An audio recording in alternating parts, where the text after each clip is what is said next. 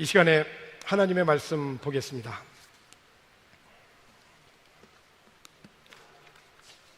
요한복음 2장 1절로 11절 말씀입니다. 요한복음 2장 1절로 11절까지 봉독하여 드리겠습니다. 사흘째 되던 날 갈릴리 가나에 혼례가 있어 예수의 어머니도 거기 계시고 예수와 그 제자들도 혼례의 청함을 받았더니 포도주가 떨어진지라. 예수의 어머니가 예수에게 이르되 저들에게 포도주가 없다 하니 예수께서 이르시되 여자여 나와 무슨 상관이 있나이까? 내 때가 아직 이르지 아니하였나이다. 그의 어머니가 하인들에게 이르되 너희에게 무슨 말씀을 하시든지 그대로 하라 하니라. 거기에 유대인의 정결 예식을 따라 두세 통 드는 돌 항아리 6이 놓였는지라. 예수께서 그들에게 이르시되 항아리에 물을 채우라 하신즉 아귀까지 채우니 이제는 떠서 연회장에게 갖다 주라 하심에 갖다 주었더니 연회장은 물로 된 포도주를 맛보고도 어디서 났는지 알지 못하되 물도온 하인들은 알더라. 연회장이 신랑을 불러 말하되 사람마다 먼저 좋은 포도주를 내고 취한 후에 낮은 것을 내거늘 그대는 지금까지 좋은 포도주를 두었도다 하니라. 예수께서 이 첫 표적을 갈릴리 가나에서 행하여 그의 영광을 나타내심에 제자들이 그를 믿으니라. 아멘. 예수님께서 빌립보 가이사랴라고 하는 그런 마을에 이르러서 제자들에게 물으셨습니다. 사람들이 인자를 누구라고 하느냐? 여기서 이제 인자는 예수님을 가리키는 거죠. 제자들의 대답은 세례 요한이라고 하는 사람들도 있고 엘리야라고 하는 사람들도 있고 에레미야나 다른 예언자 가운데 한 사람이라고 하는 사람들도 있다라고 대답을 합니다. 이 대답을 들으신 예수님께서 곧바로 물으셨습니다. 그러면 너희는 어떠냐? 너희는 나를 누구라고 하느냐? 이때 시몬 베드로가 대답을 하죠. 주님은 살아계신 하나님의 아들이시며 그리스도 곧 메시아이십니다. 자, 이 고백을 들으신 예수님께서 대답을 하셨습니다. 야, 너는 하나님의 복을 받았다. 너의 그 대답은 책이나 어떤 교사들한테서 나온 것이 아니다. 하늘에 계신 내 아버지께서 친히 내게 참으로 내가 누구인지를 그 비밀을 알려주셨다. 자, 그리고서 예수님은 베드로에게 이제 네가 누구인지 참으로 내가 누구인지 내게 알려주겠다. 너는 베드로다. 곧 바위다. 이 바위 위에 내가 내 교회를 세울 것이다. 그 교회는 지옥의 문들조차 막아서지 못할 만큼 그 세력이 널리 뻗칠 것이다. 근데 그게 다 아니다. 너는 어떤 문이라도 여는 열쇠를 받아서 하나님 나라에 아무 제약 없이 자유롭게 드나들게 될 것이다. 하늘과 땅, 땅과 하늘 사이에 더 이상 장벽이 없을 것이다. 베드로는 하나님의 은혜로 예수님이 누구신지를 고백하였는데 그러고 나니까 예수님께서는 내가 누구인지를 가르쳐 주시고 너는 앞으로 어떤 사람이 될 것이라고 하는 사명도 일러 주셨죠. 예수님의 이 질문과 제자들의 대답, 그리고 제자들 중에서 베드로의 대답을 통해서 우리들은 이 질문이라고 하는 것이 우리들의 인생에 있어서 얼마나 중요한가라고 하는 것을 확인하게 됩니다. 질문을 통해서 몰랐던 것을 알게 되고 또 생각들을 정리하게 되고 또 말하고 또 말한 대로 결단하고 헌신하게 되어지죠. 그러니 올바른 질문이라고 하는 것은 우리의 인생을 더 풍성하고 복되게 이끌어 갑니다. 오늘 본문에는 예수님이 누구신지에 대한 직접적인 질문은 없지만은 오늘 본문을 통해서 예수님이 누구인지를 알게 돼요. 그 알면 예수님을 믿는 것으로 나타나게 되는데, 오늘 본문을 통해서 예수님은 누구신가라고 하는 그 제목으로 말씀을 좀 나누고자 합니다. 예수님이 누구신가라고 하는 이 질문은 오늘 이 주일부터 앞으로 7주 동안 요한복음에 나타난 그 7가지의 표적을 통하여서 계속적으로 매 주일마다 질문을 하게 될 겁니다. 예수님은 누구신가? 이 질문을 하고 예수님의 표적을 통하여서 나타난 예수님이 누구신지에 대한 답을 얻고자 합니다. 그래서 7주가 마치게 되면 아기 예수님이 오시는 성탄절을 준비하는 대강절이 딱 시작이 되어지거든요. 그래서 오늘부터 7주 동안 예수님은 누구신가라고 하는 이 질문은 성탄을 준비하는 오늘 우리들에게 있어서 매우 유익한 은혜가 되어질 것으로 기대합니다. 오늘 본문은 예수님이 결혼식에 초대되어서 손님으로 참석한 것으로 시작을 합니다. 예수님께서 결혼식의 초청에 응하여서 참석하신 것으로 보아서 예수님은 결혼식의 이 기쁨을 함께 나누고 그 결혼을 아주 귀하게 여기신 분이다라고 하는 것을 우리가 알게 돼요. 결혼은 가정을 세우는 예식입니다. 태초에 하나님께서 혼돈한 세상을 질서 있게 세우시고, 그리고 이 모든 질서 위에 세우신 첫 번째 제도가 가정입니다. 아담과 하와를 통하여서 한 가정을 세우시고 이들을 통하여서 생육하고 번성하여 땅에 충만하라고 복을 주시었죠. 하지만 사람은 욕심으로 인해서 하나님이 세우신 한 아내와 한 남편의 제도를 외면하고 한 남편의 여러 명의 아내 혹은 한 아내의 여러 명의 남편을 둠으로 끊임없는 시기와 분쟁이라고 하는 죄의 열매를 낳게 되었습니다. 이런 부패하고 타락한 세상을 떠나서 참된 신앙을 추구하고자 하는 자들이 역사 속에서 종종 나타나게 되었는데, 그들 중에 에세네파라고 하는 사람들이 있습니다. 이 에세네파는 구약과 신약의 그 중간에 나타났던 그러한 사람들로 예수님 당시에 존재했던 자들입니다. 그러니까 예수님이 당시에 사역할 때는 로마가 지배하던 시대거든요. 그 구약의 그 말라기 이후부터 신약의 세례 요한이 나타나서 하나님의 말씀을 전하기까지는 약 400년의 시간이 있습니다. 그러니까 구약의 끝인 말라기 4장과 신약의 첫 번째 책인 이 마태복음 1장은 종이로 보자면 한 장이지만은 시간적으로 보면은 400년의 차이가 있는 거예요. 이 시기를 신구약 중간기라고 하죠. 이 400년 동안 이스라엘은 바벨론, 페르시아, 헬라, 그리고 잠깐의 독립을 이루었다가 내부 분열로 말미암아 로마를 끌어들이고 아예 로마의 지배를 당하게 되어지는 그러한 역사를 가지고 있죠. 이때 로마가 예루살렘을 멸망시키고 유다를 다스리기 시작하는 이때에 기득권에 붙어서 정치와 종교에 관여한 자들이 생겨났는데, 이들이 바로 바리새인들과 사두개인들이죠. 하지만 이 정치와 종교에서 떠나 광야로 들어간 자들이 있었어요. 신앙을 추구하는 자들이었죠. 이들이 바로 에세네파입니다. 이들 중에 메시아 오기를 준비하고 광야에서 외친 자가 바로 세례 요한입니다. 이 세례 요한이 속한 이 에세네파는 광야에서 은둔 생활을 하였는데, 예수님 당시에 약 한 4천 명의 에세네파원들이 있었어요. 이 파에 가입하기도 쉽지 않는 어려운 과정이 있습니다.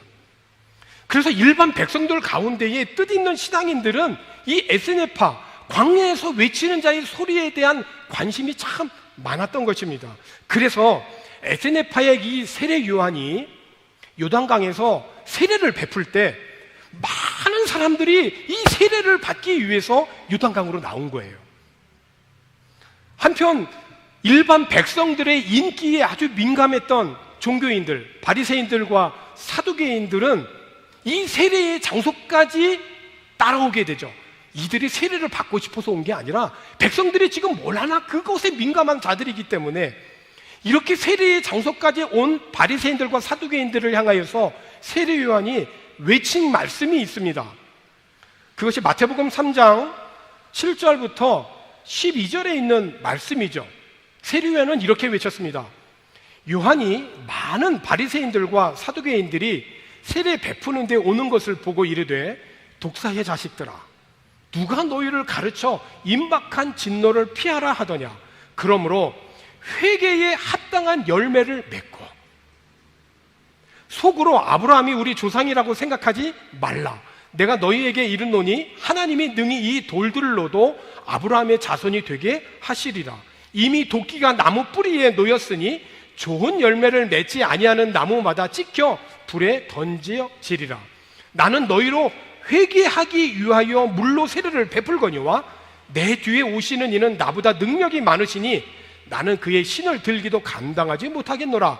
그는 성령과 불로 너희에게 세례를 베푸실 것이요 손에 키를 들고 자기의 타작마당을 정하게 하사 알곡은 모아 국간에 들이고 쭉정이는 꺼지지 않는 불에 태우시리라. 이렇게 세례 요한은 광야에 거하면서 당시 종교 지도자들인 사두개인과 바리새인들을 향하여서 아주 거침없이 하나님의 말씀을 전하며 책망하였죠. 그런데 이런 에세네파와 달리 예수님은 결혼 잔치의 초청을 받아들여서 이제 막 예수를 따르는, 그래서 예수가 그리스도라고 고백하는 제자들과 함께 결혼 잔치에 가셔서 인생의 기쁨을 즐기신 겁니다. 아마 예수님이 결혼 잔치에 제자들과 함께 참석하신 것이 세례 요한의 제자들에게는 매우 이상하게 보였을 것이 아마 틀림이 없어요. 왜냐하면 세례 요한은 인생의 모든 낙을 다 거부하고 광야에 살면서 대부분의 시간을 금식으로 보내었기 때문이죠. 그러나 이러한 세례 요한의 행동에는 분명한 메시지가 있습니다. 그는 자신의 전생애를 통해서 우리 인간들의 이 죄로 인하여서 모든 것이 다 상실되었다라고 하는 것을 전하고 있어요. 그래서 세례 요한은 회개를 외친 자였죠. 반면에 예수 그리스도는 그리스도께서 우리들의 이 죄를 대속함으로 모든 것을 다시 회복시킬 수 있다라고 하는 이 말씀을 전하셨던 것이에요. 그러므로 결혼잔치에 참여하신 예수님을 통하여서 우리들은 예수님께서 삶의 모든 영역에서 우리와 교제하기를 원하신다라고 하는 것을 우리들은 보게 됩니다. 예수님께서 결혼잔치에 왜 가셨냐면 그 잔치에 참여한 사람들과 기쁨을 나누면서 교제하기 위함인 거예요. 그러니까 우리들이 인생을 살아오면서 이런저런 그런 상처로 인하여서 사람 만나는 것을 꺼릴 수가 있습니다. 그래서 사람이 있는 곳에 안 가려고 그래요. 소위 동굴로 들어가는 거죠. 그래서 동굴에서 안 나와요. 안 만납니다. 그런데 예수님을 보세요. 결혼 잔치의 초청에 응하셔서 그들의 기쁨과 함께 누리면서 그들과 교제하기를 원하셨어요. 그러니까 주님은 오늘 우리들의 모든 삶에 우리와 교제하기를 원하세요. 주일만 딱 구별돼서 이렇게 예배를 통해서 교제하는 게 아니라 우리들의 모든 삶의 영역에서 빠짐없이 우리와 모든 삶을 나누고 교제하기를 원하세요. 그런데 오늘 우리들의 삶의 실제는 좀 어떻습니까? 뭔가 부족할 때만, 뭔가 필요할 때만 예수님을 찾는 관계로 설정해 두지 않고 있는가 하는 것을 우리가 보게 돼요. 그러니까 우리와 예수님과의 관계는 무엇입니까? 부족할 때만 예수님을 찾고 구하는 그런 관계나 사이가 아니라 우리 인생 삶의 모든 영역에서 기쁠 때나 슬플 때나 아플 때나 건강할 때나 모든 범사에 그리스도는 우리와 교제하기를 원하신다는 거예요. 그런 사이라는 것입니다. 특히나 예수 그리스도가 아니면 우리들은 하나님을 알 수도 없고 믿을 수도 없어요. 만약 우리가 예수님과 진정으로 사귄다면 우리들은 다시금 하나님과 교제에서 누리는 기쁨을 누리며 살 수 있게 될 것이에요. 그래서 이 교제를 통해서 하나님은 우리들이 예수의 기쁨, 하늘의 기쁨을 우리들에게 주시기를 원하신다는 거예요. 그러니까 요한 1서 1장 1절부터 4절까지의 말씀을 보니까 태초부터 있는 생명의 말씀에 관하여는, 이 태초부터 있는 생명의 말씀은 예수님이죠. 메시아, 그리스도죠. 우리가 들은 바요, 들었죠. 직접 근데 인간의 몸을 입고 이 땅에 오셔서 눈으로 본 바요, 자세히 보고 우리의 손으로 만진 바라요. 주님과 교제한 거잖아요, 제자들이. 이 생명이 나타나신 바 된지라, 이 영원한 생명을 우리가 보았고 증언하여 너희에게 정하노니 이는 아버지와 함께 계시다가 우리에게 나타나신 바 된 이시니라. 우리가 보고 들은 바를 너희에게도 전함은 그 이유가 뭡니까? 너희로 우리와 사귐이 있게 하려 함이니, 우리의 이 사귐은 아버지와 그의 아들 예수 그리스도와 더불어 누림이라. 우리가 이것을 쓰면 우리의 기쁨이 충만하게 하려 함이라. 그리스도는 우리와 교제하기를 원하시고, 그 교제를 통해서 오늘 우리들에게 하늘의 기쁨, 예수님이 주시는 기쁨을 충만히 누리기를 원하시기 때문에 우리와 교제하기를 원하신다는 거예요.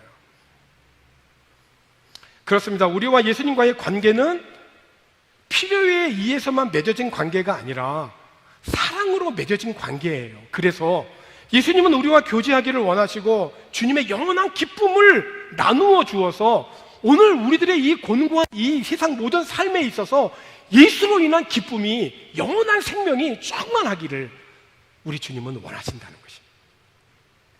두 번째, 예수님은 누구시냐? 예수님은 우리들의 연약함을 아시고 하나님의 때에 하나님의 방법으로 우리를 도우시는 분이세요. 우리가 신앙생활하면서 이때는 정말 하나님이 도와주셨으면 좋겠다, 그럴 때가 참 많습니다. 그래서 그 하나님의 도우심을 기대하면서 기도하고 찬송하고 때로는 금식하고 말이죠, 이렇게 하나님 앞에 이렇게 매달릴 때가 있어요. 그런데 여러분, 그때마다 항상 하나님이 도와주셨습니까? 그렇게 도와주지 않는 것이 은혜예요. 우리는 자신이 목적한 때에 예수님이 나타나셔서 임하셔서 우리를 도와주시기를 바랍니다. 하지만 우리 주님은 주님의 때가 있어요. 하나님의 때가 있습니다. 주님께서는 인간의 때가 아닌 하나님의 때에 일을 하시는 거예요. 때가 찼을 때 주님이 이 땅에 오신 것처럼 주님이 하나님의 일을 하실 때는 하나님의 때에 맞춰서 하나님의 방법으로 일하신다는 거예요. 그러니까 예수님께서 사랑하시는 그 나사로가 병이 들었으니 빨리 오셔서 고쳐달라고 하는 소식이 예수님에게 전해졌잖아요. 그러니까 사람들의 생각에는 예수님이 평소에 나사로를 너무 사랑하셨기 때문에 금방이라도 달려가실 줄 알았어요. 하던 일도 멈추고 가실 줄 알았어요. 그런데 예수님은 나사로가 병이 들어서 죽게 되었다라고 하는 그 소식을 듣고도 이틀을 거기 더 유하셨어요. 그러면서 나사로는 죽게 됐죠. 오히려 예수님이 나사로를 방문한 것은 나사로가 죽고 나서 방문을 하십니다. 그러니까 나사로가 살아있을 때 빨리 오시지 않은 것으로 인하여서 나사로의 누이 마리아와 마르다는 얼마나 낙심을 하고 실망을 했겠습니까? 그래서 예수님을 만나게 되었을 때에 마리아와 마르다가 예수님에게 뭐라고 합니까? 예수님이 이곳에 계셨다면 내 오라비가 죽지 아니하였을 텐데, 그런 안타까움과 섭섭함을 드러냈지 않습니까? 그러나 예수님께서는 나사로가 병이 들어서 죽게 되어 빨리 오세요라는 소식을 들었을 때에 이미 제자들에게 말씀을 하셨습니다. 이 병은 죽을 병이 아니라 하나님의 영광을 위함이요, 하나님의 아들이 이로 말미암아 영광을 받게 하려 함이라 라고 말씀을 하셨어요. 그리고 이미 죽은 나사로로 인하여서 슬퍼하던 그 누이들과 이웃 주민들에게 예수님이 나사로의 무덤 앞에 가서 선포하죠. 이제 나는 부활이요 생명이니 나를 믿는 자는 죽어도 살겠고 무릇 살아서 나를 믿는 자는 영원히 죽지 아니하리니 이것을 내가 믿느냐. 그러니까 주님은 하나님의 때에 하나님의 방법으로 일하신다는 거예요. 오늘 본문에 있는 말씀을 보면 예수님께서 결혼 잔치에 참여를 하셨는데 예상보다 손님이 너무 많이 오셨어요. 그게 포도주가 바닥이 난 겁니다.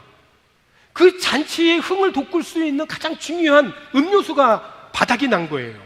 그러니 이 잔치를 준비한 주인의 입장에서는 얼마나 당황스럽겠습니까? 한 가정이 새롭게 시작하는 첫걸음인 이 흥을 돋구는 포도주가 떨어졌으니 걱정이 앞서지 않겠습니까? 오늘 우리 인간의 삶도 그렇지 않을까요? 철저히 준비를 했는데 그래도 부족한 부분이 여지없이 드러나기도 하고, 예상치 못한 일들이 생겨나서 계획의 차질이 빚어질 때가 사실 한두 번이 아닙니다. 오늘 본문의 결혼잔치도 예상 밖에 많은 손님들이 인하여서 그 결혼잔치에 꼭 필요했던 포도주가 다 떨어져 간 겁니다. 마리아는 이 주인과 잘 아는 사이로서 아마 포도주가 바닥이 나는 것에 대해서 걱정했던 것이 아마 틀림이 없었어요. 그렇죠? 그래서 마리아는 예수에게 가서 야, 포도주가 바닥이 났다 라고 그렇게 전합니다. 예수 그리스도를 임신할 때부터 천사가 마리아에게 찾아와서 임신 사실을 전하고 나는 남자를 알지 못합니다 라고 고백했음에도 불구하고 너는 성령으로 잉태할 것이라고 말씀을 전하였기 때문에 하나님의 특별하신 방법으로 성령으로 잉태되었던 이 메시아 예수가 이런 어려움을 당할 때 도와줄 수 있지 않겠는가라고 하는 것이 마리아의 기대였겠죠. 그렇게 생각했음에 틀림이 없었을 것입니다. 그래서 하인들에게 예수가 너희에게 무엇을 시키든지 너희들은 그대로 하라고 그렇게 전하죠. 예수님은 이 재촉하는 그런 마리아의 요구에 말씀을 하십니다. 오늘 본문 4절에 있는 말씀이죠. 예수께서 이르시되 여자여 나와 무슨 상관이 있나이까? 내 때가 아직 이르지 아니하였나이다. 여자여라고 하는 것은 예수님 시대에 사용했던 존칭어입니다. 이것을 예수님께서 십자가 위에서도 여자여라고 그렇게 또 부르기도 하셨죠. 어쨌든 우리는 다시 한번 우리가 기억하면 좋겠어요. 주님은 우리들의 연약함을 아시고 우리를 도와주시는 분임에 틀림이 없지만 하나님의 때에 하나님의 방법으로 일하시는 분이시다는 거예요. 그렇습니다. 하나님이신 예수님께서 인간의 몸을 입고 이 땅에 오셨기 때문에 인간의 모든 상황을 모르실 리가 없어요. 우리의 모든 것을 다 몸소 친히 겪으신 분이에요. 사람으로서. 그래서 우리의 연약함을 긍휼히 여겨주시고 어렵고 힘들고 곤고함이 있을 때 도와주시는 분이시지만은 주님께서는 항상 하나님께서 예비하시는 그 기회를 기다리셨고 하나님의 때에 일하셨다는 거예요. 그러니까 예수님의 마음속에는 언제나 우선되는 목적이 있었다는 것입니다. 그것은 하나님의 때를 기다리는 것입니다. 그리고 하나님의 거룩한 방법을 따라서 도우시는 것입니다. 그래서 믿음은 인내하는 것입니다. 세 번째, 예수님은 누구신가? 예수님은 창조주이십니다. 물이 변하여 포도주로 만드신 사건을 본문에는 뭐라고 표현했냐면 표적이다 이렇게 얘기하였어요. 표적은 사인이라는 겁니다. 가리키는 게 있다는 거예요. 오늘 본문 11절에 있는 말씀을 보면 예수께서 이 첫 표적을 갈릴리 가나에서 행하여 그의 영광을 나타내심에 제자들이 그를 믿으니라. 그러니까 표적을 통하여서 나타나고자 가리킨 게 뭡니까? 그의 영광인 거예요. 메시아의 영광. 표적이라고 하는 것은 결국 가리키는 것이거든요. 이 물이 변하여 포도주로 변화시킨 사건을 통하여서 결국 이 표적이 가리키는 게 뭐냐? 우린 그걸 봐야 되는 거죠. 그건 예수 그리스도. 예수 그리스도의 영광, 그 영광을 보여야 된다는 것이죠. 항상 우리 인간은 욕심이 앞서있기 때문에 항상 자기중심이어서 항상 나부터 먼저 생각하게 되죠. 그래서 어떤 그 표적과 기적을 볼 때 그것을 통해서 예수님의 영광을 보고 그 영광을 통해서 나의 믿음이 성장하기를 바라는 것이 아니라 예수님의 어떤 표적을 일으키며 그것을 통해서 내가 뭘 더 얻을 수 있을까? 그래서 예수님을 오병이어에서 왕으로 삼고자 했던 겁니다. 그걸 통해서 예수님의 메시아됨을 바라본 게 아니라 저분이 왕이 됐으면 좋겠다. 그럼 내가 더 좋을 테니까. 이건 거거든요. 결혼잔치에서 포도주는 다 떨어져 가고 있을 때 예수님께서는 정결 예식에 쓰는 물 항아리에 있는 물을 포도주로 변화시켰어요. 이 포도주 맛이 얼마나 좋던지 연애쟁이 신랑을 불러 세워 말을 합니다. 칭찬하죠. 내가 알기로는 누구나 처음에 가장 좋은 그런 맛 좋은 포도주를 내놓다가 손님들이 잔뜩 마신 뒤에는 싸구려를 내놓게 되는데, 그대는 지금까지 가장 좋은 포도주를 남겨두었구려 신랑을 칭찬하게 됩니다.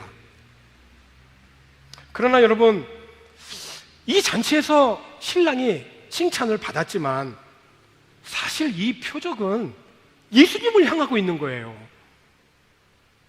이 표적이 가리키는 건 예수님의 영광이에요. 그분의 영광. 그 예수님의 영광이 뭡니까? 주님은 창조주가 되셔서 모든 자연 섭리와 법칙들을 지배하고 다스리신다는 거예요. 믿으면 아멘 하십시다. 네.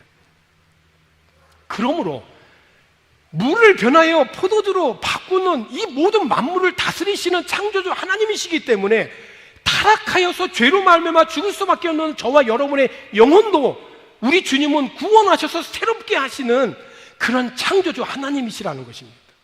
그분의 그 영광을 보라는 거예요. 우리의 부패한 품성은 죄의 지배를 받아서 결국은 죽을 수밖에 없어요. 그러나 우리의 이 본성은 그래서 참 기쁨을 알지 못하는 거예요. 그렇지만 완전하신 예수님의 은혜와 권능으로 말미암아서 우리들은 하나님과 이 교제를 통하여서 오는 기쁨을 진정으로 회복할 수가 있는 거예요. 이렇게 될 때 오늘 우리들의 삶은 매일 잔치가 되어지는 것이죠. 19세기 옥스퍼드 대학에서 종교학 과목 시험 시간에 출제된 그 주관식 문제가 하나 있습니다. 딱 문제 하나예요. 물을 포도주로 바꾼 예수의 기적에 대해서 논해라 라고 하는 그런 질문입니다. 시험 시작 종이 딱 울렸습니다. 일제히 답안지에다가 답을 쓰느라고 아주 펜촉 닿는 소리가 아주 요란하게 들립니다. 근데 유독 그 많은 학생 가운데 한 학생만이 멍하니 창밖을 응시하고 있는 거예요. 감독관이 다가가서 주의를 줍니다. 근데 이 학생은 시험엔 도대체 관심이 없어 보여요. 시험 종료 시간이 얼마 남지 않았습니다. 그런데도 학생이 창문을 바라보면서 멍 때리는 거는 계속됩니다. 답안지에다가 한글도 쓰질 않는 거예요. 멍하니 창문만을 바라보는 겁니다. 그러니까 화가 난 감독, 이 교수님이 백지 제출은 0점 처리가 된다. 당신은 학사 경고의 대상이 될 수가 있으니까 뭐든지 여기다가 써 넣으라고 그렇게 최후 통첩을 했습니다. 그러니까 이 말에 딴청을 피우고 있던 이 학생의 시선이 이 돌연 이 시험지를 뚫어지게 바라보더니 정말 단 한 줄, 딱 한 줄만 써놓고 이 고사장을 딱 빠져나갔습니다. 그런데 이 달랑 한 줄 답안지는 이 옥스퍼드 대학 신학과 창립 이후에 전설이 된 그런 만점 답안지였습니다. 그 학생의 이름이 영국의 3대 낭만파 시인 중 한 사람인 조지 고든 바이런이에요. 대학의 모든 신학 교수들을 감동시켜서 올 하트를 받은 이 바이런의 촌철살인 답안은 이렇습니다. 물이 주인을 만나니 얼굴을 붉히더라. 멋지지 않습니까, 여러분? 주님은 창조주로서 모든 만물을 다스리시는 분이세요. 우리 인생에서 그저 손님으로만 머무실 분이 아니에요. 오늘 이 결혼잔치에 주님은 손님으로 오셨지만 물이 변하여 포도주로 만든 이 사건을 통하여서 우리 인생의 바닥에 난 우리들의 이 떨어져 있는 우리들의 이 죄성을 다시 회복시킬 수 있는 창조주 하나님이시라는 것을 우리에게 보여주는 거예요. 그렇습니다. 이제 말씀을 마무리하고자 합니다. 오늘 우리가 직면하고 있는 어려움에는 반드시 하나님의 섭리와 뜻이 있습니다. 그럴 때 우리는 주님과의 교제를 추구할 생각은 하지 않고 자신이 그 어려움에서만 벗어나려고만 할 때가 있습니다. 그냥 이 어려움만을 빨리 벗어났으면 좋겠어요. 오늘만 갔으면 좋겠어요. 이게 우리의 인간의 본성이거든요. 그런데 우리 그때 기억을 하십시다. 주님은 우리가 그런 어려움을 만날 때 단순히 어려움만을 벗어나려고 하는 것을 원하시는 게 아니라 우리와 모든 삶을 공유하시고 교제하기를 원하신다는 거예요. 그리고 우리 주님은 하나님의 때에 하나님의 방법으로 일하심으로 하나님의 그 하나님 되심을 선포하시는 거예요. 그래서 우리가 얻게 되는 것은 주님을 향한 믿음인 것입니다. 그래서 믿음이 없이는 하나님을 기쁘시게 할 수 없는 거예요. 오늘 본문 11절에 있는 말씀, 결론 부분에 있는 말씀을 보니까 이렇지 않습니까? 예수께서 이 첫 표적을 갈릴리 가나에서 행하여 그의 영광을 나타내심에 제자들이 그를 믿으니라. 이제 제자들이 예수님을 따르기 시작한 지 얼마 안 됐거든요. 이제 얼마 안 됐어요. 그런데 이 표적을 통하여서 예수님을 믿는 믿음이 자라기 시작한 겁니다. 갈릴리 가나의 혼인잔치를 통하여서 예수님의 영광은 이제 예수님을 이제 막 따르는 제자들의 믿음을 일으켜 주신 거죠. 우리들의 삶에 주님의 영광이 나타나고 그 영광을 통하여서 만물을 다스리고 나의 삶을 다스리셔서 새롭게 변화시켜 가시는 그 예수님을 우리 모든 삶의 영역에서 바라보십시다. 예수님은 우리 인생의 모든 삶의 영역에 그저 잠깐 왔다가 가시는 손님이 아니라 만물을 다스리시는 창조주 하나님이시요 왕이시요 우리 삶의 주인이십니다. 그 믿음의 주요 우리를 온전케 하시는 예수 그리스도를 우리 삶의 모든 영역에 바라보심으로 예수님의 영광을 체험하는 그런 귀한 저와 여러분 되시기를 주님의 이름으로 축원합니다. 기도하겠습니다. 하나님 아버지 감사합니다. 오늘 우리들의 삶에 예상치 못하는 어려움을 만날 때 그 어려움만을 단지 벗어나기만을 원하는 것이 아니라 예수님과의 깊은 교제를 통하여 이 상황 속에서 하나님께서 나에게 무엇을 원하시는지를 끊임없이 질문하게 하시고 주께서 하시는 일들을 통하여서 주님의 영광을 보게 하심으로 결국은 그 표적을 통한 나의 믿음을 일으켜 세우기 원하는 그 하나님의 은혜를 체험하는 우리 모두가 되게 하여 주시옵소서. 감사를 드리고 예수님의 이름으로 기도하옵나이다. 아멘.